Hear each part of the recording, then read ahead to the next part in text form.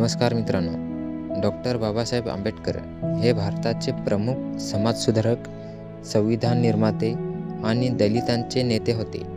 14 April 1891 रोजी जन्मलेल्या आंबेडकरांनी दलित व शोषित वर्गाच्या हक्कासाठी संघर्ष केला. त्यांनी भारतीय संविधानाची रचना करून देशाला सामाजिक न्यायाचा आधार दिला. शिक्षणतज्ज्ञ म्हणून त्यांनी विविध क्षेत्रात क्रांतिकारी योगदान दिले.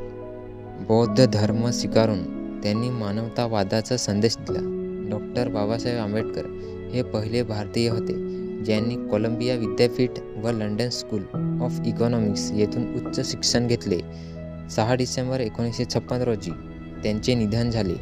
त्यांच्या विचारांनी देशात सामाजिक समानतेचे नवीन युग सुरू झाले.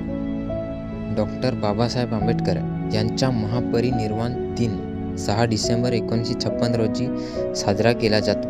या दिवशी ते वयाच्या 65व्या वर्षी मुंबईतील त्यांच्याच निवासस्थानी राजगृह येथे निधन पावले. म्हणून हा दिवस महापरिनिर्वाण दिन म्हणून साजरा केला जातो.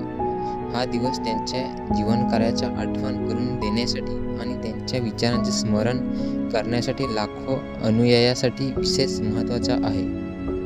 डॉक्टर बाबासाहेब आंबेडकरांनी 14 ऑक्टोबर 1956 रोजी नागपूर येथे आपले अनुयायासह बौद्ध धर्म स्वीकारला. त्यांच्या मते बौद्ध धर्म हा समतेचा आणि न्यायाचा मार्ग आहे.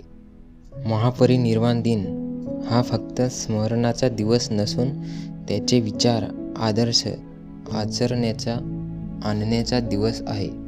त्याच्या शिकवणीचा आदर करत समाजात एकतेची आणि समानतेची भावना जगवणे हा खरे त्यांचे अभिवादन आहे.